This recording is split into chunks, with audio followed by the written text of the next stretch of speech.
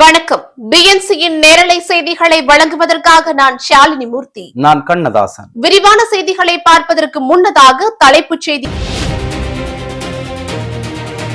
திருப்போரூர் சோழிங்கநல்லூரில் புரட்சித் தமிழர் எடப்பாடியார் எழுச்சி பயணம். அலைக்கடலென திரண்டு வந்த மக்கள். சட்டசபை நிகழ்வுகளை முழுதாக நேரலை செய்ய முடியுமா? முதல்வர் ஸ்டாலினுக்கு தைரியம் உள்ளதா என அதிமுக கேள்வி. விஜய் சும்மா நன்றி என்று சொல்லிவிட்டு போகக்கூடியவன் கிடையாது, நன்றி கடனை தீர்த்துவிட்டு செல்பவன் என விஜய் பேச்சு. 2025ஆம் ஆண்டில் இந்தியா பல சாதனைகளை நிகழ்த்தியுள்ளது. இது உலகம் முழுவதையும் வியப்பில் ஆழ்த்தியுள்ளதாக மோடி பெருமிதம். இடைநிலை ஆசிரியர்கள் 3வது நாளாக தொடர் போராட்டம், அனைவரையும் கைது செய்த காவல்துறை. அதிமுக மாவட்ட செயலாளர்கள் ஆலோசனை கூட்டம் டிசம்பர் 31ஆம் தேதி நடைபெறும் என்று அதிகாரப்பூர்வமாக அறிவிப்பு.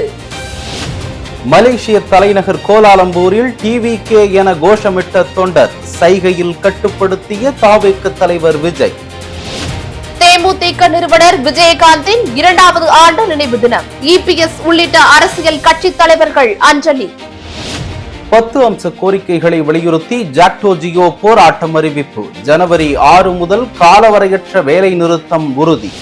இனி விரிவான செய்திகளை பார்க்கலாம். அதிமுக பொதுச் செயலாளர் புரட்சித் தமிழர் எடப்பாடி கே பழனிசாமி அவர்கள் மக்களை காப்போம், தமிழகத்தை மீட்போம் என்ற உன்னத நோக்கத்தை லட்சியமாக கொண்டு சட்டமன்ற தொகுதி வாரியாக தொடர் பிரச்சார சூறாவளி சுற்றுப்பயணம் மேற்கொண்டு வருகிறார். ஞாயிறன்று 176வது தொகுதியாக செங்கல்பட்டு மாவட்டத்திற்குட்பட்ட திருப்போரூர் சட்டமன்ற தொகுதியில் தையூர் பகுதியில் பிரச்சாரம் மேற்கொண்டார். இதனையடுத்து 177வது தொகுதியாக சென்னை புறநகர் மாவட்டத்தில் உள்ள சோழிங்கநல்லூர் சட்டமன்ற தொகுதியில் கந்தன்சாவடி பகுதியில் பிரச்சாரம் மேற்கொண்டார். சட்டசபை நிகழ்வுகளை முழுதாக நேரலை செய்ய முதல்வர் ஸ்டாலினுக்கு தைரியம் உள்ளதா என அதிமுக கேள்வி எழுப்பியுள்ளது. இது தொடர்பாக அதிமுக சார்பில் வெளியிடப்பட்ட அறிக்கையில், ரகுபதிக்கு கொஞ்சமும் கூச்சமில்லை, அதிமுகவிடம் எத்தனை அடி வாங்கினாலும் இன்னும் கொஞ்சம் அடியுங்களேன் என்று தானாக வண்டியில் வந்து ஏறுவதே வேலையாக மாறிவிட்டது என்று குறிப்பிடப்பட்டுள்ளது. எனக்கு ஒன்று என்றால் ரசிகர்கள் தியேட்டரில் வந்து நிற்கிறார்கள், நாளைக்கு அவர்களுக்கு ஒன்று என்றால் நான் அவர்கள் வீட்டில் போய் நிற்க விருப்பப்படுகிறேன் என நடிகர் விஜய் கூறியுள்ளார். மலேசியாவில் நடைபெற்ற ஜனநாயகன் இசை வெளியீட்டு விழாவில் பேசிய விஜய், எனக்காக எல்லாவற்றையும் விட்டுக் கொடுக்கும் ரசிகர்களுக்காக நான் சினிமாவையே விட்டுக் கொடுக்கிறேன். இந்த விஜய் சும்மா நன்றி என்று சொல்லிவிட்டு போகக்கூடியவன் கிடையாது, நன்றி கடனை தீர்த்துவிட்டு செல்பவன் என கூறியுள்ளார். 2025ஆம் ஆண்டில் கிரிக்கெட் வெற்றி, அறிவியல் கண்டுபிடிப்பு, ஆபரேஷன் சிந்தூர் என இந்தியா பல சாதனைகளை நிகழ்த்தியுள்ளது என பிரதமர் மோடி தெரிவித்துள்ளார். மன் கி பாத் நிகழ்ச்சியில் பேசிய மோடி, ஆண்டின் தொடக்கத்தில் பிரயாக்ராஜ் மகா கும்பமேளா ஏற்பாடு செய்யப்பட்டுள்ளது. இது உலகம் முழுவதையும் வியப்பில் ஆழ்த்தியுள்ளது. ஆண்டின் இறுதியில் அயோத்தியில் உள்ள ராமர் கோவிலில் கொடியேற்ற விழா ஒவ்வொரு இந்தியரையும் பெருமைப்படுத்தியது என தெரிவித்துள்ளார்.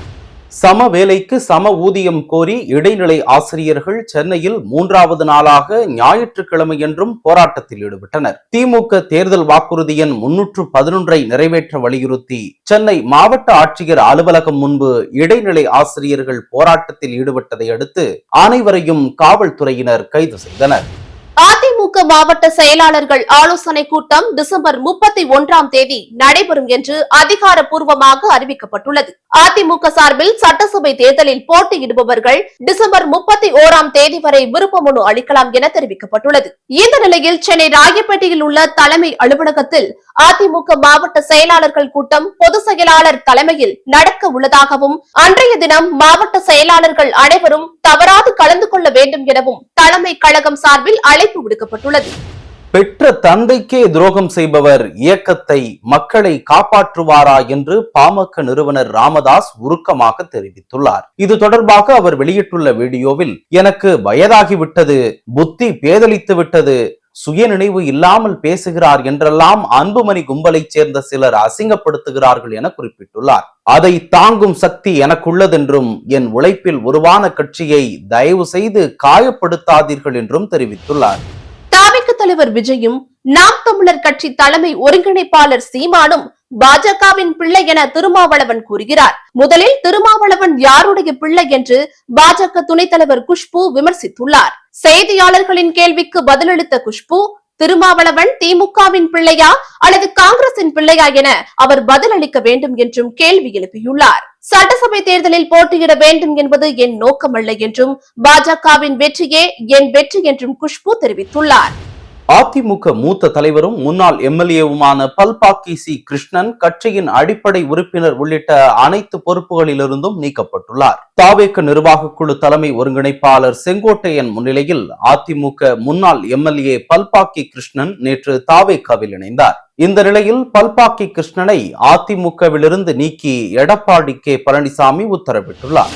திருச்செந்தூர் சுப்பிரமணிய சுவாமி கோவிலில் அதிகாலை நடை திறந்தது முதல் இரவு நடை அடைக்கப்படும் வரை பக்தர்கள் தரிசனத்திற்காக அனுமதிக்கப்படுகின்றனர். இருப்பினும் பக்தர்களின் கூட்டம் அதிகரித்தே காணப்படுகிறது. இதற்கு தீர்வாக தரிசனத்திற்காக வரும் பக்தர்களுக்கு ஆன்லைனில் முன்பதிவு முறையை அறிமுகம் செய்ய வேண்டும் என்ற கோரிக்கை எழுந்துள்ளது. இதன் மூலம் கூட்டத்தை முறைப்படுத்தவும் கட்டுப்படுத்தவும் முடியும் என்பது சமூக ஆர்வலர்களின் அறிவுறுத்தலாகும். மலேசிய தலைநகர் கோலாலம்பூரில் நடிகர் விஜயின் ஜனநாயகன் திரைப்படத்தின் இசை வெளியீட்டு விழா பிரம்மாண்டமாக நடைபெற்றது. விஜயின் அரசியல் வருகைக்கு பிறகு நடைபெறும் முதல் சினிமா விழா என்பதால் தமிழகம் மற்றும் மலேசியாவிலிருந்து ஆயிரக்கணக்கான ரசிகர்கள் அங்கு குவிந்தனர். ஜனநாயகன் இசை வெளியீட்டு விழாவில் டிவிகே என கோஷம் எழுப்பிய ரசிகர்களை நடிகர் விஜய் சைகையால் கட்டுப்படுத்திய வீடியோ வைரலாகி வருகிறது. காலி மதுபாட்டில் திரும்ப பெறும் திட்டத்தை பணியாளர்களிடம் திணிப்பதை கைவிடக் கோரி ஜனவரி 8ஆம் தேதி கோட்டை நோக்கி பேரணி நடத்தப்படும் என டாஸ்மாக் பணியாளர்கள் தெரிவித்துள்ளனர். காலி மதுபாட்டில் திரும்ப பெறும் திட்டத்தில் ஏராளமான பணிகள் பணியாளர்கள் மீது திணிக்கப்படுகின்றன. இத்திட்டத்தை அமல்படுத்த உத்தரவிட்டுள்ள நீதிமன்றம் கடை ஊழியர்களை கொண்டுதான் அமல்படுத்த வேண்டும் என்று கூறவில்லை என்றும் பணியாளர்கள் தெரிவித்துள்ளனர். தேமுதிக நிறுவனர் விஜயகாந்தின் 2வது ஆண்டு நினைவு நாளையொட்டி சென்னை கோயம்பேட்டில் உள்ள அவரது நினைவிடத்தில் அதிமுக பொதுச் செயலாளர் எடப்பாடி கே பழனிசாமி மரியாதை செலுத்தினார். மத்திய இணை அமைச்சர் எல் முருகன், தமிழக பாஜக தலைவர் நயினார் நாகேந்திரன், நாம் தமிழர் கட்சி ஒருங்கிணைப்பாளர் சீமான் உள்ளிட்டோர் மலர் தூவி மரியாதை செலுத்தினர். தேமுதிக நிறுவனர் விஜயகாந்தின் நினைவு தினத்தை முன்னிட்டு அக்கட்சியின் பொதுச் செயலாளர் பிரேமலதா தலைமையில் அமைதி பேரணி நடைபெற்றது. இந்த பேரணியில் தொண்டர்கள் சிலர் மாலை அணிந்து இருமுடி அணிந்து வந்து மரியாதை செலுத்தினர். நினைவிடத்தில் அஞ்சலி செலுத்திய பின்னர் செய்தியாளர்களிடம் பேசிய சீமான், வாழ்வாங்க வாழ்ந்தவர் கேப்டன் விஜயகாந்த் என்றும் அனைத்து கட்சியினராலும் போற்றப்படுபவர் என்றும் புகழ்ந்துரைத்துள்ளார். நாடாளுமன்ற வளாகத்தில் குரங்குகள் பூனைகளின் நடமாட்டம் எம்பிக்களை அச்சமடைய செய்து வருகிறது. குரங்குகளின் நடமாட்டம் சபாநாயகருக்கு பிரச்சனையை ஏற்படுத்தியுள்ளது. அதே போல கேண்டீனில் எம்பிக்கள் சாப்பிட்டுக் கொண்டிருக்கும் போது பூனைகள் குறுக்கும் நெடுக்குமாக நடமாடுவதாகவும் குற்றச்சாட்டு எழுந்துள்ளது. 10 அம்ச கோரிக்கைகளை வலியுறுத்தி ஜனவரி 6 முதல் காலவரையற்ற வேலைநிறுத்தம் செய்ய போவதை அரசு ஊழியர்கள் மற்றும் ஆசிரியர்கள் உறுதி செய்துள்ளனர். இதற்காக மாநிலம் முழுவதும் ஜாக்டோ ஜியோ சங்கம் சார்பில் நேற்று வேலைநிறுத்த ஆயத்த கூட்டங்கள் நடத்தி ஏகமனதாக தீர்மானம் நிறைவேற்றியுள்ளனர். தங்கம் விலை சவரனுக்கு 1,05,000 ரூபாயை நெருங்கியுள்ளது. இதே போல வெள்ளியின் விலையும் புதிய உச்சமாக கிராமிற்கு 31 ரூபாய் உயர்ந்து 1 கிராம் 285 ரூபாயாகவும், வெள்ளி கிலோவுக்கு 31,000 ரூபாய் உயர்ந்து 2,85,000 ரூபாயாகவும் விற்பனையாகிறது. வரும் மார்ச் மாதத்திற்குள் 1 கிராம் தங்கம் 15,000 ரூபாயாகவும் 1 கிராம் வெள்ளி 500 ரூபாயாகவும் விற்பனையாக வாய்ப்புள்ளதாக தங்க நகை விற்பனையாளர்கள் தெரிவித்துள்ளனர். வைகுண்ட ஏகாதசி திருவிழா வரும் 30ஆம் தேதி தமிழ்நாடு முழுவதும் பெருமாள் ஆலயங்களில் கொண்டாடப்பட உள்ளது. ஸ்ரீரங்கம் ரங்கநாதர் கோவில் உட்பட 108 திவ்ய தேசங்களிலும் வைகுண்ட ஏகாதசி விழாவிற்காக சிறப்பு ஏற்பாடுகள் செய்யப்பட்டு வருகின்றன. திருப்பூரில் உள்ள வீரராகவ பெருமாள் கோவிலில் சுவாமி தரிசனம் செய்ய வரும் பக்தர்களுக்காக 1,08,000 லட்டுகள் தயாரிக்கப்பட்டுள்ளதாக கோவில் நிர்வாகத்தினர் தெரிவித்துள்ளனர். சிறிய இரத்த பரிசோதனை நிலையங்களை மூடும் வகையிலான தமிழக அரசின் நடவடிக்கையை கண்டித்து உண்ணாவிரத போராட்டம் நடைபெறும் என்று பாரா மெடிக்கல் லேப் கல்வி மற்றும் நலச்சங்கம் தெரிவித்துள்ளது. இந்த அரசாணையை திரும்பப் பெற வலியுறுத்தி பிப்ரவரி 15ஆம் தேதி சென்னையில் உண்ணாவிரத போராட்டம் நடைபெற உள்ளதாகவும் தெரிவிக்கப்பட்டுள்ளது. இத்துடன் இந்நேரத்திற்கான செய்திகள் நிறைவடைந்தன. அண்மை செய்திகளை உடனுக்குடன் தெரிந்து கொள்ள BNC டைம்ஸ் சேனலுடன் இணைந்திருங்கள். நன்றி, வணக்கம்.